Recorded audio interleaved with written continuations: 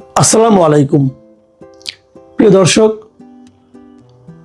আগামী নির্বাচনে যে নির্বাচনটা আগামী ফেব্রুয়ারিতে হতে যাচ্ছে, সেই নির্বাচনে নানা ধরনের সমীকরণ কিন্তু এখন করা হচ্ছে।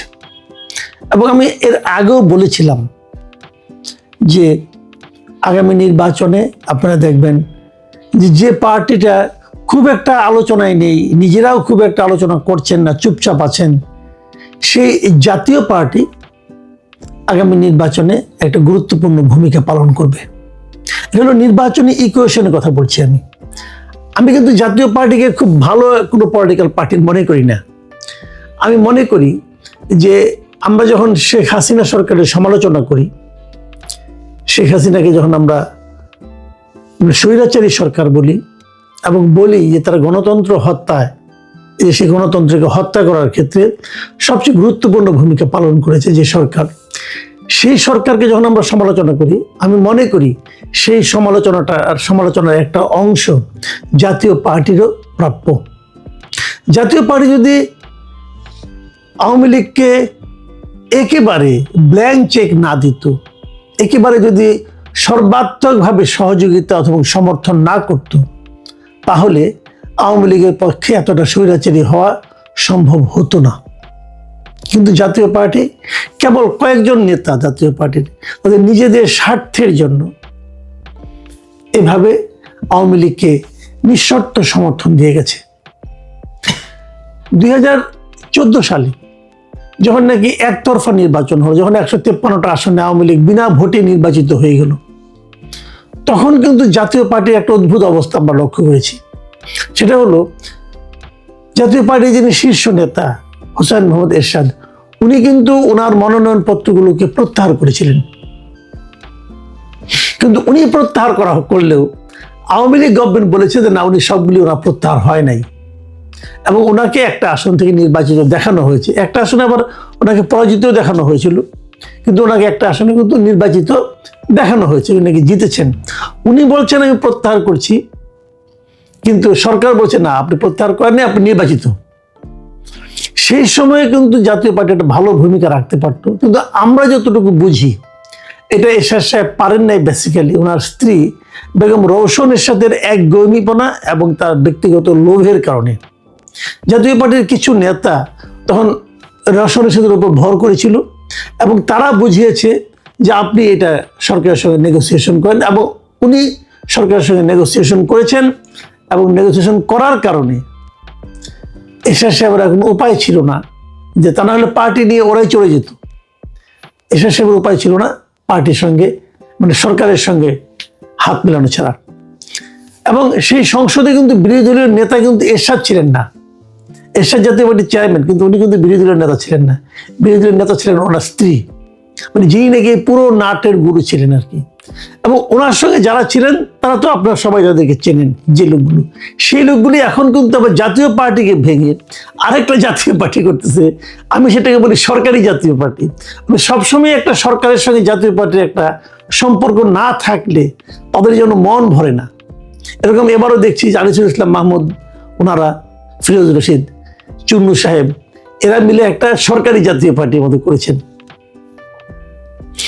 এই অবস্থায় আমরা দেখলাম জাতীয় পার্টিকে নিয়ে প্রথম যে বড় ঝামেলাটা হলো যে গণ অধিকার পরিষদের সঙ্গে জাতীয় পার্টির একটা ঝামেলা, এবং তারা আন্দোলন শুরু করলো জাতীয় পার্টিকে নির্বাচনের বাইরে রাখতে হবে।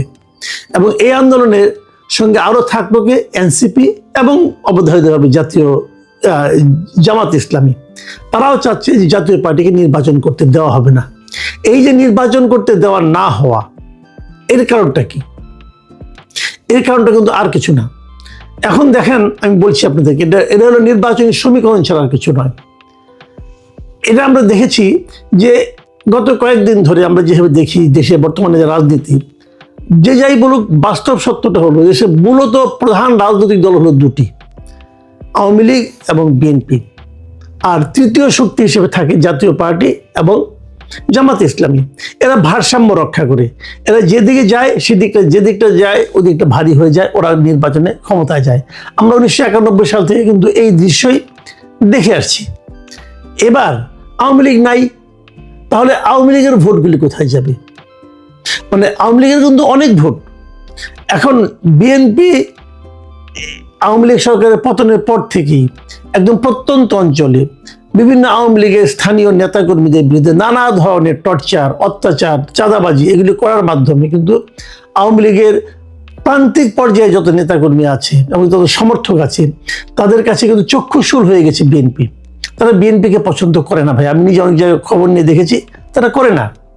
তো এই সময়ে তাদেরকে অনেকের সময় অনেক জায়গায় জামাতে ইসলামের নেতারা এই আওয়ামী লীগের এই নির্যাতিত অথবা দলীয় রূপে থাকা নেতাকর্মীদের অথবা সমর্থকদের, যাদের কোনো মানে সুনির্দিষ্ট কোনো অপরাধ নাই, কিন্তু তারা কেবল আওয়ামী লীগ করতে এটাই অপরাধ, এই জন্য তাদেরকে কিন্তু জামাতে ইসলাম সাপোর্ট দিয়েছে, আশ্রয় দিয়েছে, প্রশ্রয় দিয়েছে। সে কারণে জামাত আশা করছিল যে আওয়ামী লীগের ভোটগুলো তারা পাবে।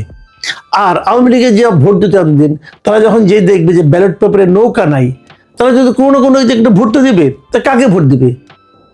ধানের শীষ বিকল্প অথবা আপনার দাঁড়িপাল্লা অথবা সদ্য গজিয়ে ওঠা মানে শাপলা কুলি, কোনটাই দিবে তারা ভোট? এটা নিয়ে কিন্তু একটা দ্বিধাদ্বন্দ্ব থাকতে পারে। গিয়েছে যখন হয়তো একটা ভোট দিয়ে আসবে। সেখানে যদি লাঙল মার্কা থাকে তাহলে সেটা কিন্তু জামাতের জন্য একটা বড় চিন্তার কারণ হয়ে দাঁড়াবে। জামাত কিন্তু অনেক জায়গায় হিসেব করছিল যে তারা আওয়ামী লীগের এই ভোটগুলি পাবে, কিন্তু যদি লাঙল মার্কার একটা প্রতীক সেখানে থাকে তো সেটা কিন্তু আমি মনে করি যে জামাতের জন্য একটা বড় চিন্তার কারণ। এবং এই জন্যই জামাতও চাচ্ছিল যে জাতীয় পার্টিকে যদি নির্বাচনের বাইরে রাখা যায় তাদের জন্য ইজি হয় একটা ভালো রেজাল্ট করার জন্য। এবং সেজন্য আমরা দেখেছি জাতীয় পার্টি কোনো একটা অনুষ্ঠান করতে পারে না, জাতীয় পার্টি একটা আলোচনা সভা করতে গেলে সেখানে ভাঙচুর হয়, জাতীয় পার্টির অফিসে আগুন দেওয়া হয়েছে পর্যন্ত। কিন্তু এর প্রতিবাদে জাতীয় পার্টিকে আমি দেখেছি একটা অসাধারণ একটা টেকনিক, মানে আপনার এটাকে কি বলবো, কৌশলী ভূমিকা অবলম্বন করতে। তারা মুখে কিছু বলে না, চুপচাপ থাকেন। তাদের দু একজন নেতা আছেন যারা বিভিন্ন টক শোতে যান, সেখানে যে আবার খুব ভোকাল এবং খুব লজিক দিয়ে তারা কথা বলেন, কিন্তু তারা মাঠের রাজনীতিতে খুব একটা ভোকাল এবং অ্যাক্টিভ না, তারা চুপচাপ আছেন। এখন প্রশ্ন হচ্ছে, যদি আওয়ামী লীগ শেষ পর্যন্ত সিদ্ধান্ত নেয় যে তারা ভোট দেবে এবং যদি জাতীয় পার্টি নির্বাচনের অংশ নেয়, তাহলে সেটা কিন্তু আমি মনে করি পুরো নির্বাচনী চেহারাটাকে পাল্টে দেবে। জাতীয় পার্টিকে যখন নিষিদ্ধ করার কথা বলা হচ্ছিল, বিএনপি কিন্তু এই দাবিতে সায় দেয়নি। বিএনপি শুরুতে আওয়ামী লীগের নিষিদ্ধের ব্যাপারেও সায় দেয়নি, কিন্তু পরে নিষিদ্ধ যখন করা হয় তখন বিএনপি আপত্তিও করেনি। এবং আমার ধারণা বিএনপি এতদিনে বুঝতে পেরেছে যে ওই সময় আপত্তি না করে তারা খুব একটা লাভ করেনি। যাই হোক, সেটা অন্য হিসাব, এটা নিয়ে অন্যরকম আলোচনা হচ্ছে। ওই আলোচনা, আওয়ামী লীগ আলোচনায় আমি যাচ্ছি না, আমি আলোচনা যাচ্ছি জাতীয় পার্টি আলোচনা নিয়ে। তো এখন জাতীয় পার্টি নির্বাচন করতে পারবে কি পারবে না, এটা নিয়ে কিন্তু অনেক ধরনের কথাবার্তা চলছিল। তো আমরা এর মধ্যে দেখলাম গত শুক্রবার দিন আপনার মাগুরায় একটা অনুষ্ঠানে একটা কলেজের একটা ক্রীড়া প্রতিযোগিতা উদ্বোধন করতে গিয়েছিলেন আমাদের প্রধান উপদেষ্টার প্রেস সচিব। তিনি সেখানে বলেছেন যে জাতীয় পার্টি যদি ইলেকশন করে তাহলে আমাদের কোনো আপত্তি নাই। আমি ওনার কথাটা বরং আপনাদেরকে একদম হুবহু পড়িয়ে শোনাচ্ছি। তিনি বলেছেন, জাতীয় পার্টি একটি স্বৈরাচারের দোসর পার্টি। অবশ্য জাতীয় পার্টি নিষিদ্ধ হয়নি, কিন্তু জাতীয় পার্টির ব্যাপারে আমাদের অবস্থান স্পষ্ট। তারা যদি ইলেকশন করতে চায় সেটা তাদের ইচ্ছা, তবে আমরা সবসময় বলবো, ইতিহাস বলবে, জাতীয় পার্টি স্বৈরাচারের ভয়ঙ্কর রকমের দোসর ছিল। এই যে কথাটা উনি বলেছেন, এই কথাটা কিন্তু আমি অস্বীকার করি না। আমি ওনার কথার এখানে আমি কোনো ভুল ধরতে পারবো না এবং ধরতে চাইও না। উনি যেটা বলেছেন সেটা হলো যে জাতীয় পার্টি তো একটা বৈধ পার্টি, উনি নির্বাচন করতেই পারেন। কিন্তু পরে আবার যে কথাটা উনি বললেন যে এরা স্বৈরাচারের দোসর ছিল এবং তারা মানে অনেক অন্যায় করছে, অমুক করেছে, ভয়ঙ্কর রকম দোসর ছিল। এখন প্রশ্ন হলো, তার এই পরের কথাটা এটা কি কিছু মবকে উস্কিয়ে দিচ্ছে কিনা, এই জিনিসটা বুঝতে হবে। একটা কথা ওনাকে মাথায় রাখতে হবে, উনি কিন্তু কোনো পার্টি করেন না, উনি সরকারের একজন কর্মচারী, বেতনভুক্ত কর্মচারী। উনি প্রায়ই পলিটিক্যাল বক্তব্য দেন। এটা তো সরকারের, এটা যদি সরকারের বক্তব্য হয় সেটা কিন্তু উনি বলবেন না, উনি কিন্তু প্রধান উপদেষ্টার প্রেস সেক্রেটারি। কথাটা মাথায় রাখতে হবে। সরকারের কি ভূমিকা, সরকারের কি বক্তব্য কোনো বিষয়ে, সেটা বলার দায়িত্ব হলো তথ্য উপদেষ্টার, উনার না। এই জিনিসটা উনি কেন বারবার ভুলে যান আমি বুঝি না। উনি তথ্য উপদেষ্টা নন, উনি প্রধান উপদেষ্টার তথ্য সচিব। তো উনি জাতীয় এই সরকারের উনি মুখপাত্র নন। কিন্তু উনি যেভাবে কথা বলেন, নিজের কথা, জাতীয় পার্টি আমাদের কোনো আপত্তি, আপনি কে ভাই? আপনি তো সরকারের কর্মচারী, আপনি এই জিনিসটা বুঝতে হবে। আপনার সিদ্ধান্তের উপর কিন্তু কিছু আসে যায় না। জাতীয় পার্টি ইলেকশন করতে পারবে কি না, এটা তথ্য সচিব সাহেব আপনার সিদ্ধান্তের উপর নির্ভর করে না। আপনি কেন, আপনি যার তথ্য সচিব মানে ডক্টর ইউনূস, উনার সিদ্ধান্তের উপর নির্ভর করে না। সিদ্ধান্তটা হলো আইনের উপর নির্ভর করে। যতক্ষণ পর্যন্ত আইন ওনাকে এই পার্টিকে নিষিদ্ধ না করবে, ততক্ষণ পর্যন্ত আপনি কি ভাবলেন, আপনার প্রধান উপদেষ্টা কি ভাবলেন, আপনার পুরো ক্যাবিনেট কি ভাবলো, এতে কিচ্ছু আসে যায় না ভাই। এই পার্টি তো নিষিদ্ধ পার্টি না, এই পার্টি নির্বাচন করবে, সমস্যাটা কি? তো এত অথরিটি নিয়ে কথা বলেন কেন? আপনার এটা বলার কোনো আপনি এখতিয়ারই নাই। আপনি বলতে পারেন জাতীয় পার্টি নির্বাচন না করার ব্যাপারে এখনো কোনো সিদ্ধান্ত হয়নি, এটা বলতে পারেন। অথবা জাতীয় পার্টিকে নিষিদ্ধ না করার ব্যাপারে কোনো সিদ্ধান্ত হয়নি, এটা বলতে পারেন। রাজনৈতিক নেতার মতো মেঠো বক্তৃতা কেন করেন আপনি? আপনার মানে একটু কন্ট্রোল আপনার থাকা উচিত। কেন থাকে না আমি বুঝতে পারি না। আপনার প্রায় থাকে না। যা হোক, আর কটা দিন, তারপর হয়তো সবই ঠিক হয়ে যাবে। তো আমি মনে করি যে আপনি তো এখান থেকে বেরিয়ে আসবেন, তারপর তো আপনাকে এই সমাজে থাকবেন আপনি, তাই না?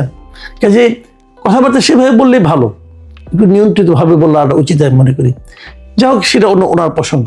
তো জাতীয় পার্টিকে যখন এখনো পর্যন্ত নিষিদ্ধ করা হয়নি, এবং আমি আর এর মধ্যে নিষিদ্ধ করার কোনো সুযোগও দেখছি না, তফসিল ঘোষণা করার পর তারপর সুযোগটা তো অফিসিয়ালি আর থাকবে না, সেক্ষেত্রে জাতীয় পার্টি নির্বাচন করতেছে। এবং আমি মনে করি জাতীয় পার্টি নির্বাচন করলে সেটা বিএনপির জন্য খুব একটা পজিটিভ ফল নিয়ে আসবে, আমার ধারণা আর কি। কারণ বিএনপি বুঝতে পারছে যে জামাত তার ঘাড়ের উপর কিভাবে নিঃশ্বাস ফেলছে। বিএনপির এই জায়গা থেকে বের হওয়ার জন্য, এই মানে আপনার এই যে একটা ভয়ঙ্কর অবস্থা বিএনপির জন্য, এই যে একটা অস্বস্তিকর অবস্থা বিএনপির জন্য, এই জায়গা থেকে বের হওয়ার জন্য জাতীয় পার্টি তার জন্য একটা নিয়ামক হিসেবে কাজ করতে পারে। মাঝখানে একবার আমি জাতীয় পার্টির মহাসচিবকে বলতে শুনেছিলাম, উনি বলেছিলেন জাতীয় পার্টিকে টিকে রাখার দায়িত্ব বিএনপির।